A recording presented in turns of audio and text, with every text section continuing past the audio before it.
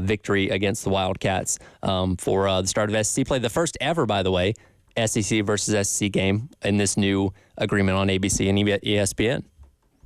Do we have the KSR boys joining us at some point? That's on you guys. Oh.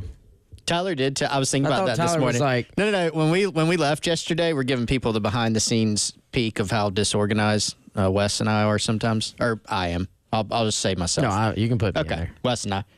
Tyler's like, you want to get the KSR boys on? Yeah. And we just don't do anything. Well, it is an open-ended way to ask it. Well, you guys have the relationship with them. I don't know these guys. I'd say we know them before. We know him about as well as you do, probably. They're in the On3 family. That's true. I interpreted you want to have the KSR boys as like, yeah. I'm getting them on. We were supposed to do the booking. Let's effort to try and get them on tomorrow. Oh, we have another day. Well, okay, hold on. Let's work it out. Let's effort. Who? Let's just call them right now. Call them live? Yeah, sure. Why not? Hey, can you talk? Well, the reason I bring them up as well is there even a point in playing this game? No, because they've already said they should beat Carolina by 90 points, and they're going to beat Georgia next week, and they're going to win the national championship. It's all set by 90. After 35 minutes of football against Southern Miss on Saturday, they are ready to crown Kentucky the greatest team in the world. Not an overreaction. Congrats to them for that. I will say this: they do a good job over there, like of feeding the masses. They make them believe. They cover things too. They cover all the things. They got more stories than lots of stories. Good grief! I have completed my rewatch of the abbreviated Kentucky Southern Miss game as well. What's your takeaway? I mean, so Southern Miss, I think Kentucky ran like 44 offensive plays in the game. So when was it suspended? Third quarter? Yeah, it was like 5 minutes into the third quarter. Yeah, very early. Very early. I mean, Kentucky went up at halftime. They were up at 24-0, 131-0 in the shortened game. I don't think Southern Miss got hosed because I don't think they were going to play well enough to win that game. Early on, it was tight. First quarter was tight. I can't remember if there was no score or maybe Kentucky was up 7-0 at the end of the first quarter. What I know, typical things Kentucky defensively. They make it tough. They are Deion Walker in the middle is scary. Their linebackers are very experienced. I feel like, they have the guy from Georgia who's come in. Javon Dumas-Johnson. I feel like the other three guys there have all been there for 7 years. Mm-hmm. They're all seniors. They've got an experienced, defensive backfield. They have it's the typical Stoops defense. They're going to make things hard on you. And Southern Miss did move the ball a little bit early. Former FSU quarterback Tate Rodemaker, playing quarterback, had a couple tipped ball interceptions. One of them was early. One of them was after they had driven down to the red zone. They had a punt blocked. That was right before the half. They are deep in their own territory, like the 25, 30-yard line, and decide to fake a punt. It goes very poorly. Kentucky gets the ball, less than 2 minutes left. They go down and score again, and then it's 24-0, and the game's basically over at that point. So I think it just got a little out of hand for them early. The other thing I noticed is I really think, and I know we can expand on all this, trying to give a bigger picture overview. You talked about this yesterday, Wes. Brock Vandegrift. I think with him at quarterback for Kentucky, their team, their offense is more like what they wanted it to be last year, like what they envisioned it being. Devin Leary had that huge year at NC State in 2021. He was something like 30 touchdowns and 3 to 5 picks. Like, he had a big year. But he was kind of disappointing there last season. Vandegrift, his legs are really big for this team because their first touchdown came on a scramble. They'll call designed runs for him. They're called zone read, RPO. So I think his presence makes this thing very, very interesting. Do we have that quote from Clayton about his investigative services, which I thought was fantastic? Like, that should be an NIL deal there, where he was talking about the offensive scheme for the fact Kentucky's 5th new coordinator. Yeah, let's hit cut number 19 here, Dave. This is Clayton White yesterday Thought it was talking kind of about interesting. Kentucky's new offensive scheme. In regards of Kentucky, it's a little different, but we've seen this scheme before. Obviously, I mean, like I said, I love doing a nice investigation on a new coach, seeing where he's been, who he knows, and this is my 22nd year of coaching, 21st in college, so I know a lot of guys. So just trying to get a good feel for the background and just get a good feel for the style of play and those kind of things. But it's similar to other offenses we play. It's very similar to Kentucky last week in regards to just the style and just the way they play and the mindset. But it is frustrating always, especially in the early game in the season. It's really hard. You have to go back and watch teams, games where the coaches were previously at from 2 and 3 years. And it is an offense that runs more tempo than what we've seen with Kentucky the past couple of years. Again, they had the slowest offense in college football a season ago. And while it's not, like you said, as up-tempo as like what Old Dominion did last week or what we've seen with Tennessee before, it's still more significant than what they've had in years past. And, again, an offense that you move the guys around a lot before the snap, motion, those kind of things. A lot of window dressing and things that are just really going to keep Clayton White's defense on its toes on Saturday. Y'all notice he said, we've seen this style of offense before. Mm-hmm. He didn't name what he was talking about. Right. And then he said, you have to go back sometimes to where a coach was 2 or 3 years ago. Mm-hmm. The answer is Missouri. This is Missouri's offense. This is what they're trying to be. This is what they want to be. Kind of that we're spread, but we're a little bit more pro style spread. We're going to get under center at times. They're going to stress you.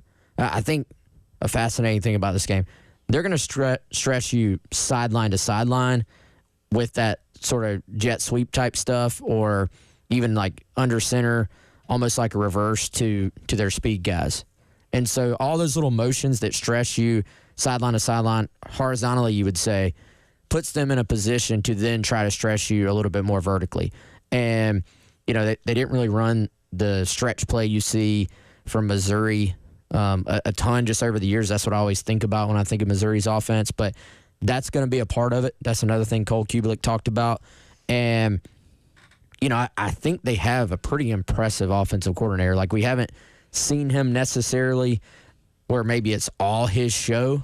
Like, he was obviously at Missouri under Drinkwitz. But I think this is a good hire for Kentucky. I think they have more weapons at wide receiver than they have before. I think the guys who were here last year that came back have cleaned up some of their drop issues. And then you add a guy in Jamori Macklin, who I think is an impressive player. He's a really nice portal pickup for them. Started his career at Missouri, where his brother was. Didn't quite work out, I guess, right out the bat. Transfers to North Texas. Has a really good season there. Comes out. And so Trent Dilfer told Cole Kubelik that when they did their portal evaluations of wide receivers, that Macklin was one of the top 3 available portal wide receivers out of anyone. So I'm not really used to thinking about Kentucky. Hey, they're going to roll 3 stud wide receivers out there. This group can hurt you, I think, through the air. I don't know that they have the dominant running back we're used to them seeing. Like, they have racked up on dominant running backs. They don't quite have that. As we talked about, their starter is out at running back as well. But this is a Kentucky offense that can give South Carolina trouble if they don't play well on defense. Yeah, I think they can do a lot of different things. And Demi Sumo Karngbe, a guy that Carolina recruited some out of the portal when he was coming out from NC State. And with Chip Trainum, the Ohio State transfer, out in game 1 and projected to still be out in this game, Jason Patterson got some rushes too, and I thought he looked pretty good. Again, this is one of those things where you go, we don't really know, is Southern Miss good? Are they bad? We don't know. I mean, Kentucky controlled the game for the most part. They kind of did what you would have expected. But I think there's still an element of the unknown. I think it's safe to say South Carolina's defense will be better, but still a lot we don't know. But it is a stressful offense to play against because, one of the plays they ran a lot, or not a lot, a few different times against Southern Miss was just Barry and Brown, jet sweep, pop pass, like you said, they're horizontal, they're vertical. Then you add in Brock Vandegrift being able to run. Like, even if you get pressure, he can evade it. He can extend a play. You have to account for him in the run game as well. So that gives them an element that I think they haven't had as much over the last few years. So definitely, a challenge. I think more than week one. Old Dominion, their offensive style, South Carolina's seen it before. It's kind of the Tennessee style.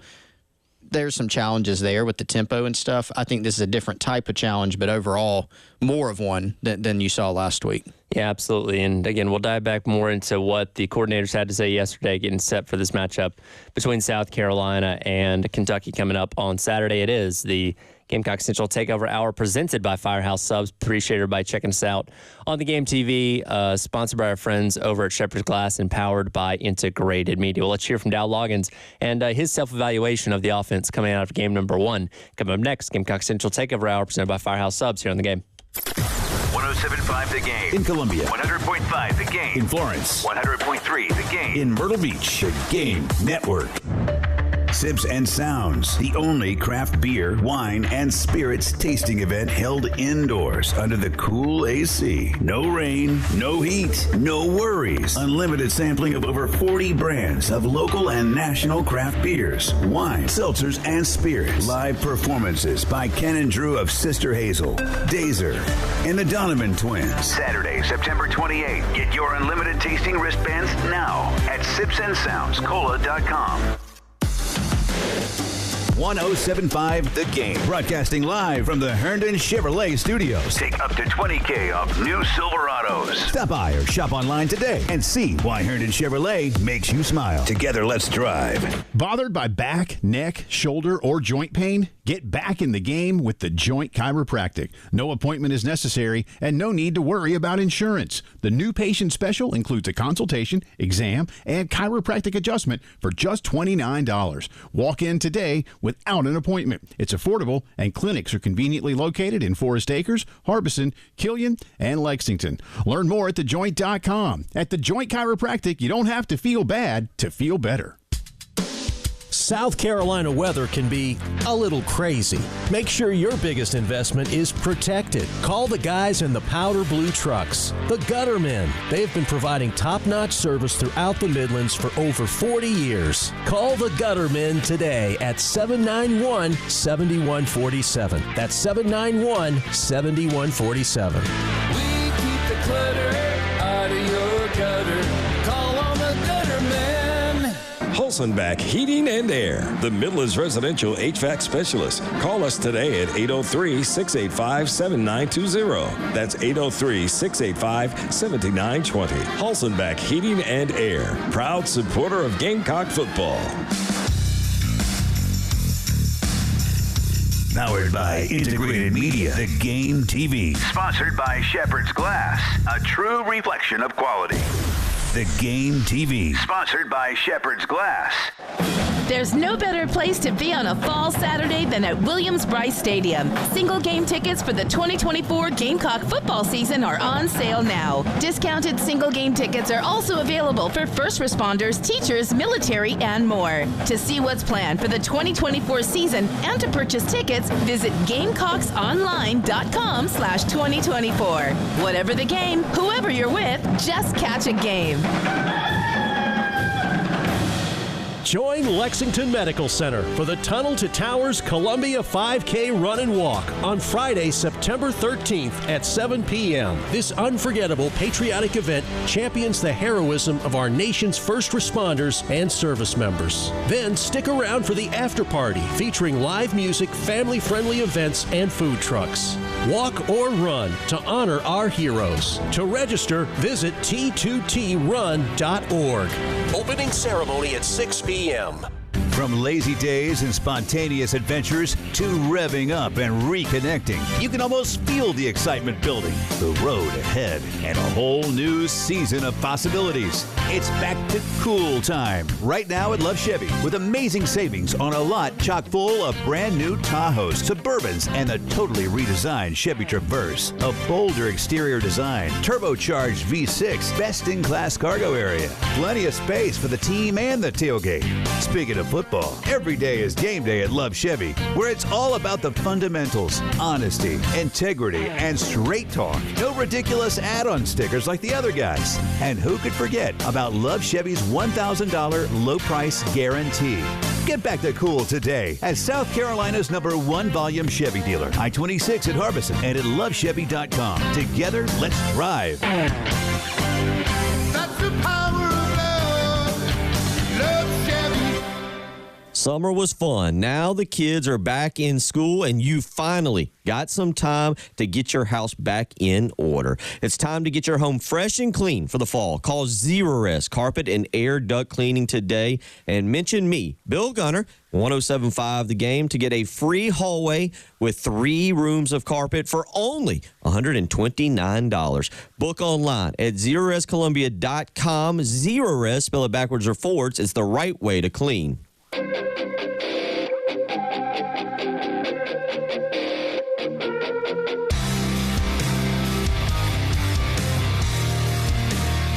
It's the Gamecock Central Takeover Hour With Chris Clark, Wes Mitchell, and Tyler Head. on the Game Network. Oh, everything goes back to the week. You look at why your players don't execute a scheme, or, what did you say to them? Did you show them enough looks? Did they get enough reps of those things? Like, you self-scout everything, and when you don't play the way that you want to play, you don't execute the way you want to execute, it goes back to, as a coach, you have to look at yourself first. And you would say, hey, if it's the old saying the teachers, like, hey, student fails, teacher fails. So we look at everything, and I go back and look at all that stuff to make sure, like, hey, did we give Lenoris the right looks? Did we give him the hardest stuff at practice so when it shows up at games he's prepared for? We look at everything. Welcome back in Gamecock Central Takeover Hour presented by Firehouse Subs. Tyler Head, Wes Mitchell, Chris Clark with you on this Thursday morning. That was Dow Loggins yesterday talking to the media, giving his self-evaluation of how the offense ran against Old Dominion, which again did leave a lot to be desired. Weren't able to put sustained scoring or touchdown scoring drives together. The touchdowns that they scored were thanks to those turnovers by the defense to set them up with short field, and obviously the North Sellers ran the ball a lot. There was issues with connecting with wide receivers. Run game was hit or miss at times, even though they did get a lot of yards on the ground. So definitely wanted to clean some things up this weekend, because you're going to need to be a lot better efficiently on offense going up against a really, really good Kentucky defense on Saturday. Do y'all think red zone issues, and I think the fact Loggins and Beamer both brought this up, they know that scoring touchdowns versus kicking a field goal will be the difference in, what would you say, probably several wins this year, potentially? Certainly at least some wins. Sure. And then on the other side, it's the same, right? Can you force field goals versus allowing touchdowns when teams get down in the red zone?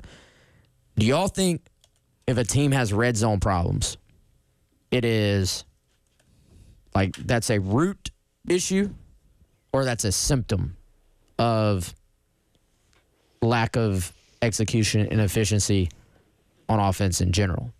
Ooh. You know what? This is a very cop-out answer, but I do believe it. Well, I think it depends. Okay, because remember like if you flip it around, Loggins said yesterday, and I haven't verified this, but if you want to take his word for it. No? I don't know what you're going to say. Sorry. Go ahead. He said that last season Carolina was, I can't remember if he said first or just near the top of the league in red zone offense in terms of scoring touchdowns. Or, I don't know if he meant touchdowns or just scoring in the red zone. Well, good. That's fine. The offense wasn't very good. Okay. So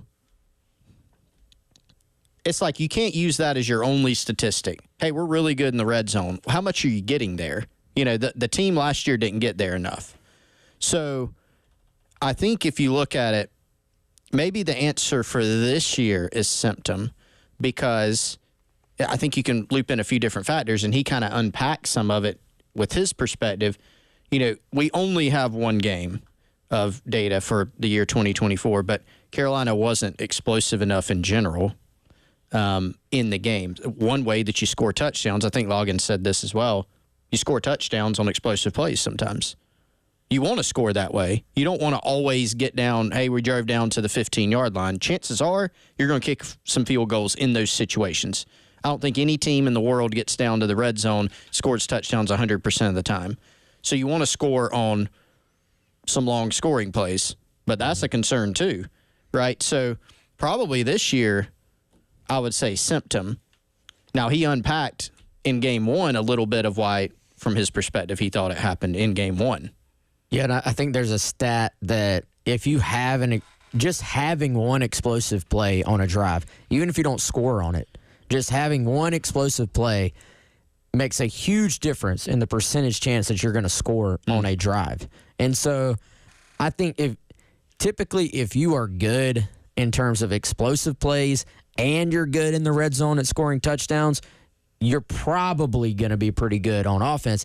And the interesting thing about red zone, if you look at South Carolina's stats right now, you would say 4 trips to the red zone, scored all 4 times. Mm-hmm. Now, if you looked at it as touchdown percentage, you would say 50% of the time. Now, what's not included in that stat is that the defense gave you the ball in the red zone in the first place. Yes. So now credit for executing and getting it done down there. But is there a little caveat in that, hey, you didn't get yourself down there? I don't know.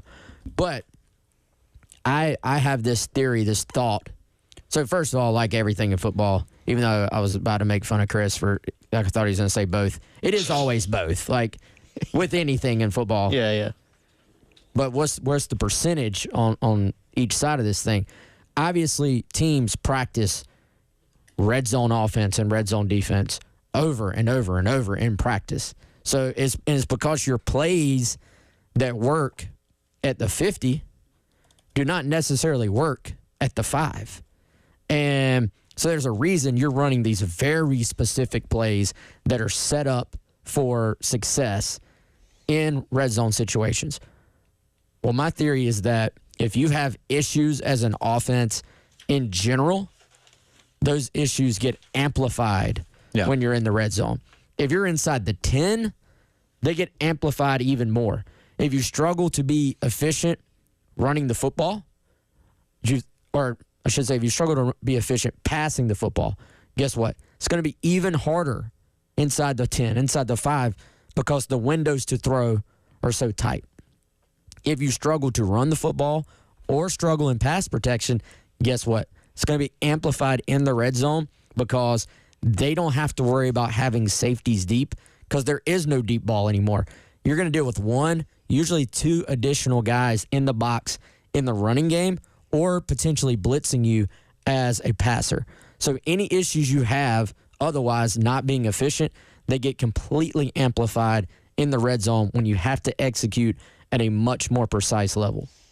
And Loggins admitted during his presser that on one of the drives he was asked about, one of the red zone drives, what do you think on this one? He said, I should have been more aggressive. And he pointed back to, Sellers and things being very condensed down there for a first-time starter, which, I mean, you can understand that. But it did bring a general point, and this goes back to the symptom. Carolina is going to have to be more aggressive going forward. That's just the reality of it. This isn't an offense that I don't think is going to be, yes, they're going to be built more on if they're running the ball well, things are going to be able to go well for them. If they can't run the ball, it's probably not going to go well. They're built a little bit more, or maybe a lot more, to run the football this year, but that's going to be a key part of their success. Teams, especially after seeing week 1, this is a concern that several people I've talked to who watch the game and know ball are saying, teams are going to dare you to beat them now through the air. They're going to load the box. They're going to play tough coverage on your receivers, whether that's a tough zone like Kentucky or man-to-man coverage.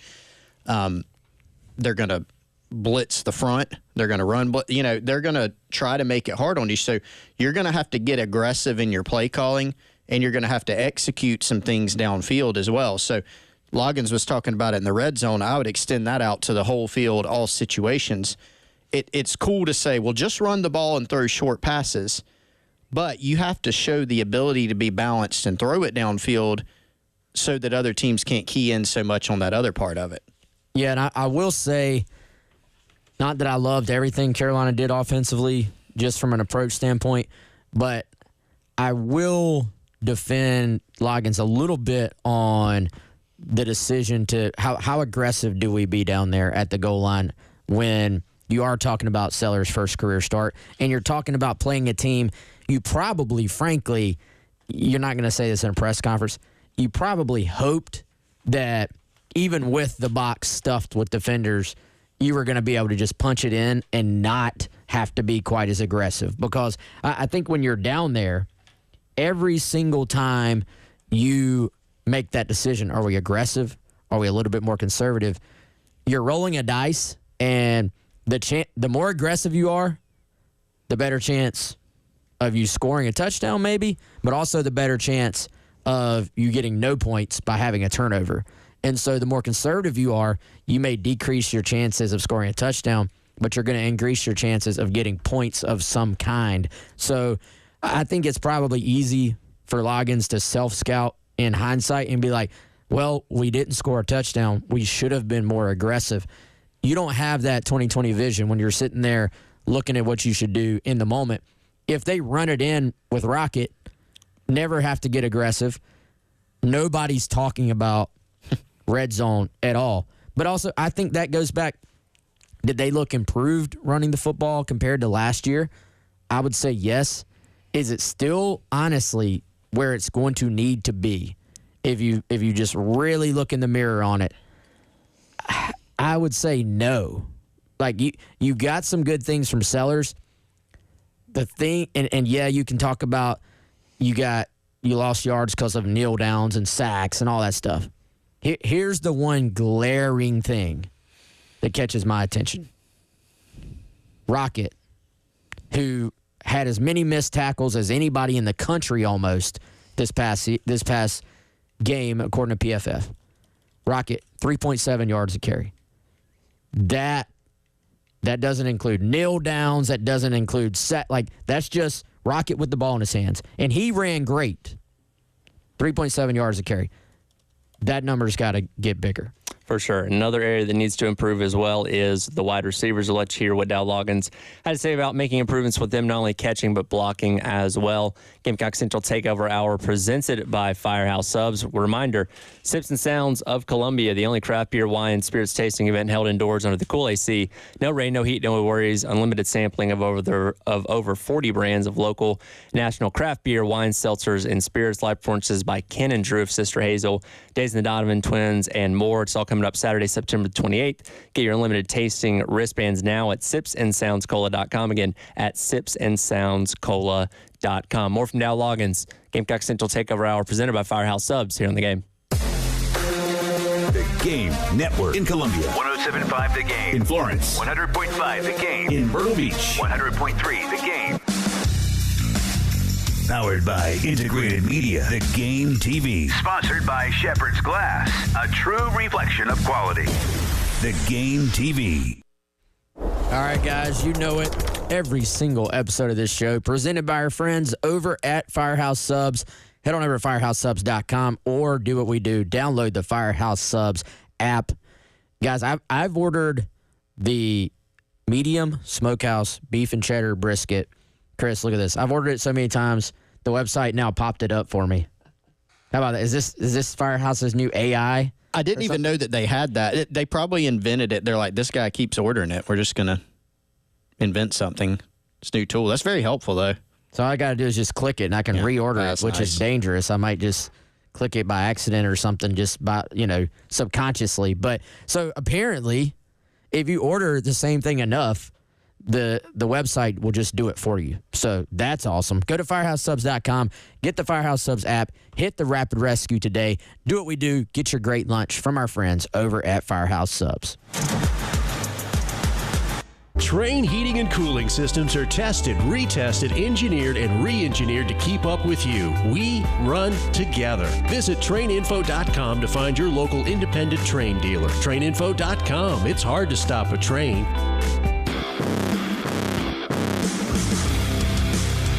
What you're talking about. Sponsored by Love Chevy, where back to cool means award-winning savings. I-26 at Harbison and at lovechevy.com. Together, let's drive. Bill Gunner for my great friends Rock and Daniel Lucas at Charwood Golf Club. Hey, the fall, better weather, exciting days are right ahead of us, and getting out to Charwood Golf Club is something my son Austin and I love doing because it's a relaxed, fun environment where you can go out, play music, enjoy an afternoon outdoors, and enjoy the excellent layout that is Charwood Golf Club. Line up your tee time today. 803-755-2000. Again, that's 803-755-2000. Call Charwood Golf Club today. Falafel King is the sweet deal of the week. Get a $50 gift certificate for just $25. Visit 1075thegame.com beginning this Friday at 9 a.m. to get your $50 gift certificate to Falafel King for just $25. Need a roof? Trust Crescent Construction, the official roofer of the Gamecocks. With over 20,000 roofs installed and counting, they've got the experience you need.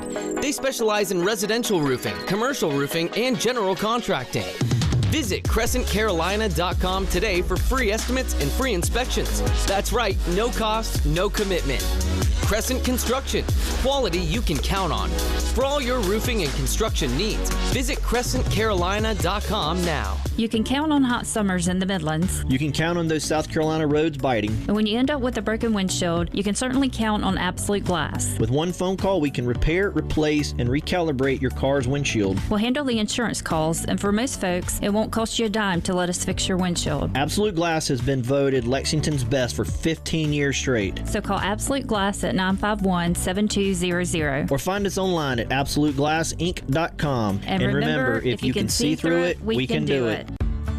You already know that Palmetto Citizens Federal Credit Union offers truly free checking and great rates on auto loans, but did you know they do mortgages too? Whether you need a first or second mortgage, a home equity line of credit, or a loan for construction, renovation, a lot, or a manufactured home, Palmetto Citizens has you covered. They're a community financial institution based solely here in the Midlands, so they offer a refreshingly simple mortgage process you won't get from the big banks or online lenders.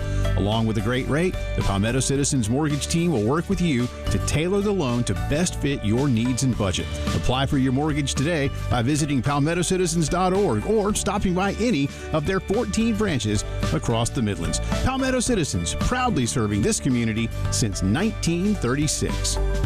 Equal Housing Lender, NMLS ID number 449962. Approval based on credit worthiness. Certain restrictions may apply.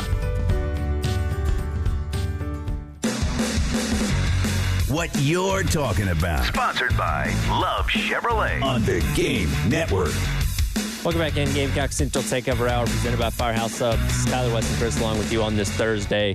Let's hear a little bit more from Dow Loggins. Let's go with cut number 5 here, Dave. Obviously, the perimeter blocking was a big issue coming away from Saturday's win against Old Dominion, with receivers and tight ends not picking up their end there when it came to getting their blocks on the outside. Here's what Dow Loggins had to say about that. Yeah, I think the vision of what Coach wants is, he goes back to his dad and is playing good defense, run the football, play good special teams. For the first week, I thought we were better than we were this time last year for the first week. We're obviously going to play a really, really good opponent this week. Then we're going to have to be better than we were last week. So it was a good start to running the football, and there were things that we were pleased with. There's also a lot to work on. Like, overall, the group played really hard. They played with great effort. But there's still things. We had too many sacks and JV sacks on some things that we just bust, and we got to look at ourselves as coaches like, hey, how do we get this cleaned up? But they did what they needed to do to win that game. That type of execution won't win this one. So there's a race for maturity for this group to get better every day and every week. And so it was a good start for us in the run game, but we're going to have to be a lot better.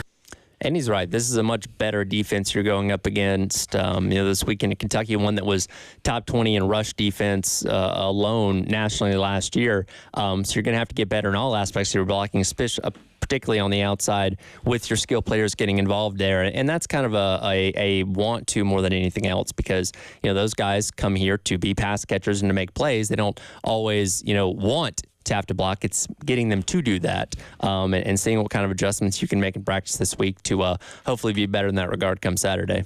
Chris, you got a stat of the day? Got a stat of the day.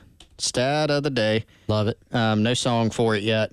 You mentioned in the last segment that, Rocket Sanders is really good, but you brought up his yards per carry. Played very well. Played very well. Let me be clear. Yes, and my stat is going to add more evidence to that. 3.67 yards per carry, I think you said. That's got to go up. But here's why it was, in my opinion, 3.67 yards per carry. 3.7. His average yards before contact in game one, according to SEC StatCat, does a great job of charting all this stuff. 0.63 yards before contact on average per carry. Lowest in the league across week one. Now, a lot of cupcake games in week one. I get it. Okay. But still, a little bit of an alarming stat. His yards after contact, and this goes back to why he's so good, 77 yards after contact, second highest in the league in game one. Dillard Sampson from Tennessee had a little bit more. So, good, right, that he is good enough to get that many yards after contact. Not so good that he's getting hit so early. And during the break, Tyler, I was telling you about the 2020 Gamecock football season did not go so hot, but they could run the football that year with Kevin Harris. They did run it quite well. Mike Bobo was OC that year.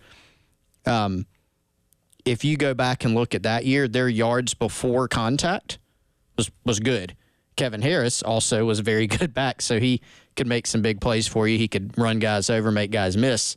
But yards before contact has to improve for this team going forward.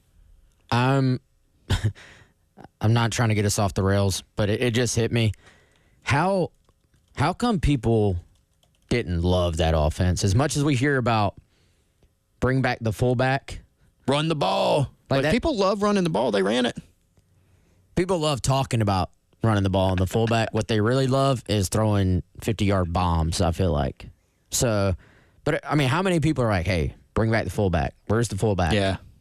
Well, that team had a fullback. They did. He's in the NFL now, I think, still. Prentice? Yeah. Yeah.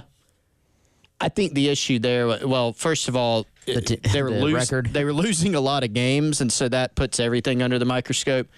The defense played so poorly that year. Like, you think about that Ole Miss game, Muschamp's last game. Kevin Harris ran for 500 yards. Not really, but like 300 something. But they couldn't stop anybody. I mean, Ole Miss was rolling. And, the passing game, they couldn't get much out of it. So they were pretty one-dimensional. You'd probably rather be one-dimensional running the ball, really. But they couldn't really, no. We saw the other side of that last year. We saw being one-dimensional passing the football. So maybe neither's great. I'd rather be one-dimensional if I can be, like, really, really good at it. Yeah. True. Consistently good at it. Yeah. So we're taking a guess on Saturday how many times Sellers takes designed runs. 22 in the last game. What's your projected number on that? 22 is not designed, though. Yeah. Well, not designed necessarily, but on designed runs, how many do you think he is taking on Saturday? Does zone read count as? Does the read where he has an option to run count as designed run? Yeah, sure, because it's an option. Hey, my quarterback might be running it here when you call it, type of thing. Yeah, I'd count that. I think it's still going to be a relatively high number. Around 20? Yeah. I do think you can separate it into, we're calling quarterback power here. We're calling counter. We're calling draw, right? That's a little bit, in my head, it's a little bit of a different category. It's also not always apparent. Yeah. Which one you're seeing. Mm-hmm. Is this RPO where, and are you attaching the option to run to the RPO, or is it an RPO where the running back is the only running option? You know what I'm saying? Like with Spencer, a lot of times it was zone read RPO where you're faking or you're reading a guy and he has the option to hand off or throw the quick pass. With Sellers, you obviously can introduce that idea of him taking off running. So I don't know if you can put a number on it. I think it's going to be one of these things where we're going to say you can't run Sellers as much. If they're going to win the game, they're going to have to run Sellers a lot, I think. Unless they just get a lot better in those other aspects we're talking about. If you can drive back and be efficient, throwing the ball and go 16 for 21 for 225 or something, you maybe don't have to. But the other thing, generally teams that have a good running quarterback and a physical running quarterback, they're actually generally good in the red zone, I feel like. Oh, yeah. So how does that balance out? But I think they're going to have to run him. They have to. In this game, you have to, because I think just how you're going to have to structure things offensively. You know, you think about Kentucky's style of defense, their linebackers, their aggression, Deion Walker on the inside. You're going to have to give them an extra person to account for. So whether that's zone read, whether that's, utilizing a back as a lead blocker for Sellers, the tight ends, I think you're going to have to run them too. So I think we'll see some of all of those concepts. I don't know if we'll look back and he has 22 carries, but I wouldn't be shocked again if that happened. We'll hit a Make Your Case before we get out of here. Coming up next, wrapping up today's edition of the Gamecock Central Takeover Hour presented by Firehouse Subs. Reminder, tonight, Thursday Night Football makes its return. Ravens and Chiefs pregame coverage starting at 7:30. Kick is at 8:20, which you can listen to right here on the game. Make Your Case next. Gamecock Central Takeover Hour presented by Firehouse Subs here on the game. From the Midlands to the PD to the beach. The Game Network. Everyone wants you to pay for their streaming app. You gotta have this one, you gotta have that one. Well, not us, here at The Game. Why? Because we love you more than they do. Just go to iTunes or Google Play and download the 107.5 The Game app for free. This is Maggie Gray with the Sports Minute, sponsored by Napa Auto Parts. Elevate your engine performance with Napa Full Synthetic Engine Oil. American men's tennis is finally having its moment at the U.S. Open, with Francis Tiafoe of Maryland, Taylor Fritz of California squaring off in one semifinal. We're guaranteed to have an American man in the U.S. Open final for the first time since 2005. The last time a U.S.-born player won any Grand Slam on the men's side, Andy Roddick, 21 years ago. I'm Maggie Gray.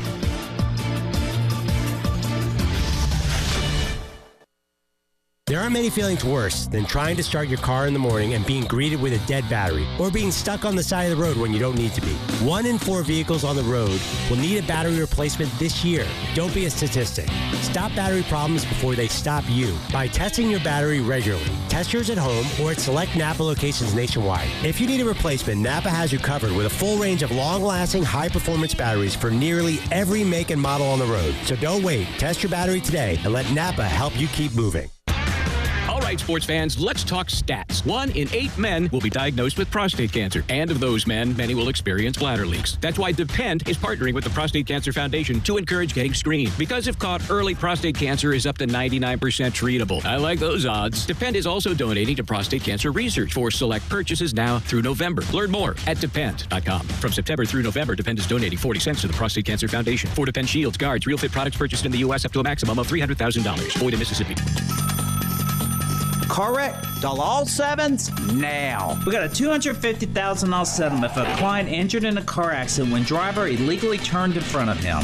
Dial all sevens now. The Nestapool Law Firm is not scared to go to court. We got a $2.5 million jury verdict for our client when the other driver failed to yield. What do? Good heavens, dial all sevens. To get your attorney, dial 800 all sevens now. Do you have sagging, soft, or bouncy floors in your home? Well, this could be a sign of rotten wood caused by moisture in your crawl space. Damaged wood in your crawl space can affect your home's foundation, and that can affect your home's value, and nobody wants that. Say goodbye to sagging floors and hello to a stable foundation. Contact Canty today for your free inspection at 803-424-8380 or visit CantyCanFixIt.com. John Legend here. How do I keep my protection against COVID-19 up to date with a COVID shot this season? You can get your COVID-19 shot when getting your flu shot if you're due for both, as recommended by the CDC. Ask your healthcare provider and book at VaxAssist.com. Sponsored by Pfizer. Lowe's knows it's easier to make the right calls when you have the right team. That's why our Lowe's Red Vest associates can help with game time decisions. Plus, use in-store mode on the Lowe's app to find what you need. Under pressure at home and want it soon? Order online by 2 p.m. to get it same day. Same day valid on eligible in-stock items in select zip codes only. Subject to driver availability. Fees vary based on purchase. Exclusions and more terms apply. See Lowe's.com/same-day delivery for details. John Legend here. How do I keep my protection against COVID-19 up to date with a COVID shot this season? You can get your COVID-19 shot when getting your flu shot if you're due for both, as recommended by the CDC. Ask your healthcare provider and book at VaxAssist.com. Sponsored by Pfizer.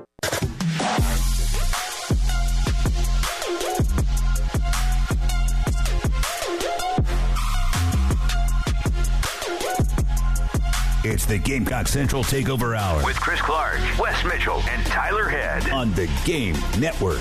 Even better than I was last time, baby. Ooh, ooh, ooh, ooh. We back. Welcome back in. It is the Gamecock Central Takeover Hour presented by Firehouse Subs. Tyler Head, Wes Mitchell, Chris Clark along with you here on your Thursday, getting you set for Carolina and Kentucky coming up on Saturday. Want to hit a quick make your case here.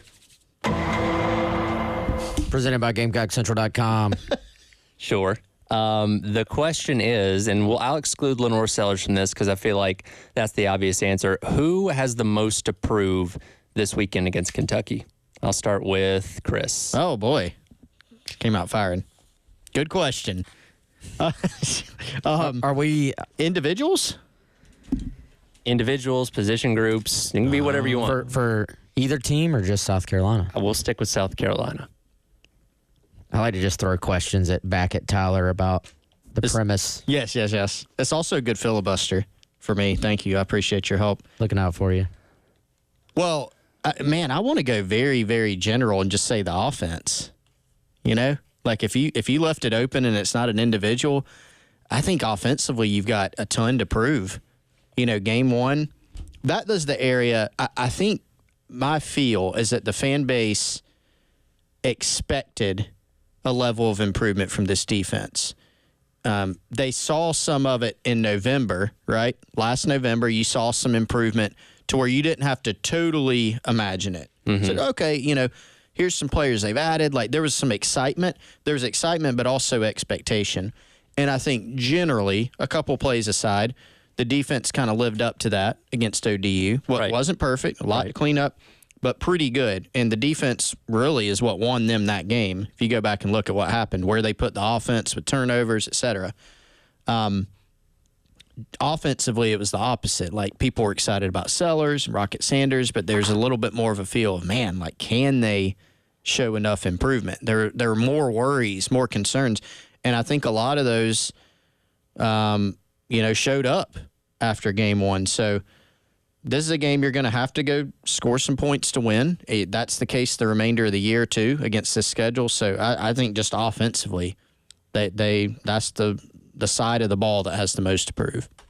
Yeah, I think, guys, you knew there could be some issues on Saturday on offense, but, like, talking to my friends that are big Gamecock fans and are, like, dialed into this stuff as well, I think they were most concerned about to the level that those issues showed themselves. Like, I think if you'd have said Carolina scored some points, like we saw some big kind of splash plays, but then also there were moments where they just looked, very inexperienced, people would have been like, yeah, that makes sense.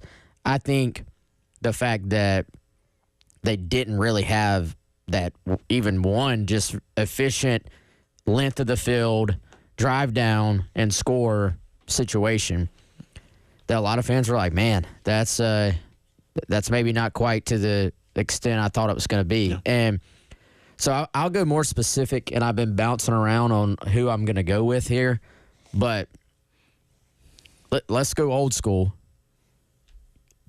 To me, it remains offensive line. And lots of things can be right at the same time. I don't think this offensive line played as badly or as poorly as the people who just kind of blindly don't go back and watch the games, or there's like, oh, the guy got hit at the line of scrimmage. O-line was bad. I think Beamer has a point when he says they played better than some people are going to say. However, I still think they have to take another step forward if they're going to be the offense that we thought before the season they can be. So I was very close to saying wide receiver, honestly, but I go back to this Kentucky defensive front, which is very good. They can make good O-lines, I think, look kind of poor. So I think this would be a huge if. But if Carolina went in there and, like, controlled the line of scrimmage, a lot of the other things would take care of themselves, I feel like. Because then Sellers is a little bit more calm, a little bit more comfortable. You have the run game to fall back on. If you have a drop pass or two, that doesn't ruin your drive the way it does if you have a drop pass or two, but you also are unable to run the football. The fact if you can have a 2nd and 10 and know you have a 3rd and 5 in your back pocket by running the ball, it changes the equation completely. But Kentucky's going to do everything they can to take that away from you. Yeah. I'll stick with offense. And, I mean, Chris kind of covered it there, talking about the offense as a whole. But I think a receiver has to have a significant step up, not only in the perimeter blocking that we talked about, but just being able to make plays down the field. And Dow Loggins talked about it yesterday, wanting to be more explosive. This is a much more talented defense you're going up against this weekend. Very talented secondary. They got Harrison, who's a second-team preseason All-SEC kind of guy that is going to make it tough. And if you don't have somebody that can step up and be your main weapon at wide receiver, not only is this weekend going to be tough, the rest of the season is going to be tough as well. So you need to see more from them. Need to get them and Sellers on the same page. What that looks like in practice this week, we don't know. We're not going to know until we see it on the field this weekend. But if you can't pass more effectively than you did last weekend against Old Dominion, it's going to be a very long Saturday up there in Lexington. Did Dow Loggins say in that clip that you played earlier, did he say JV sacks? JV sacks. Okay, I thought so. I was just making sure I heard it right. So I had to replay that when I listened to it. I was like, am I missing something, or is it literally junior varsity? Like, I think that's what he meant. Yeah, that's what he meant, I believe, and it's a decent point because, when you think about the defensive linemen you play starting next week, guys like Deion Walker, and then the type of edge rushers that you're going to see throughout this schedule for South Carolina, you can, not that it's fun to watch or that you're like, that's okay, but you can accept getting beat physically. You can't deal with mental mistakes. That's the ones that are the most frustrating. And I think in game one, I would imagine what Loggins is talking about with some of the JV sacks is your eyes are in the wrong place. You missed a twist. You missed a stunt. It's only going to get harder from here. When Kentucky runs twists and stunts, it's more effective than Old Dominion. No disrespect to the Monarchs. It's going to be tougher to pick up. When Deion Walker is coming, that's a different equation. So the mental stuff is what you have to clean up. The and everything, all that works in concert. I think Lenore Sellers is going to shot, win or loss. I think he'll show some growth. Even if he still struggles in this game, he'll show some growth. I think there'll be some plays where you go, okay, that's better than we saw week one because it's just a natural progression of him as a player. But, the offensive line is going to have to do a better job in those passing down situations of picking up those pressures. The perimeter blocking has to be a lot better. We don't need to walk away from this game and say Rocket Sanders was getting hit at the line every time, or every time they ran outside zone, he's getting a corner coming up, hitting him who the receiver or the tight end didn't block, right? Because they let him go. That's some of the type of stuff we saw in game one. That's what's got to get better here.